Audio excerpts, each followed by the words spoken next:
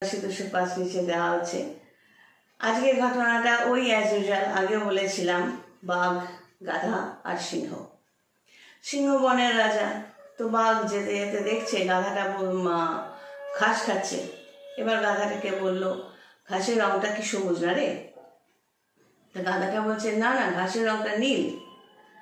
তো বাঘটা বললো, বলিস কি রে, এটা তো সবুজ রং। গাধা বলছে, না নীল রং। বাঘ বলছে, না ঘাসের রং সবুজ। এবার দুজনে মিলে বনের রাজা যে সিংহের কাছে গেল। সিংহ সব শুনলো, শুনে বলল, গাধা ঠিকই বলছে, গাধা ভাই তুমি যাও। গাধা চলে গেল। বাঘকে বলল সিংহ, তুই 1 মাসের জন্য না খেয়ে বসে থাক। এবার বাঘ তো হতভম্ব। বাঘ তখন বলছে, কি হলো রাজামশাই, আপনি নিজেও জানেন যে ঘাসের রংটা সবুজ, ও গাধা নীল বলে তর্ক করছে।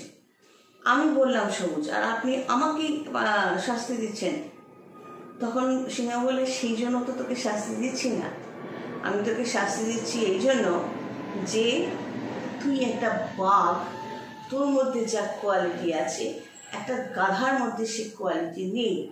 তো তোর কি উচিত ছিল, তোর খিদে না পেয়ে থাকলে, যদি খিদে না পেয়ে থাকে গাধাটাকে খাসনি আলাদা কথা, কিন্তু তুই ওর সাথে তর্ক কেন করতে গেছিস?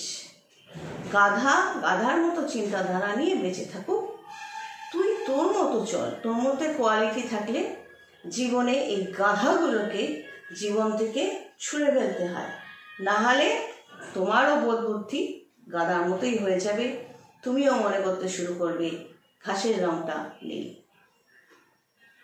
সবাই ভালো থেকো। God bless and take care.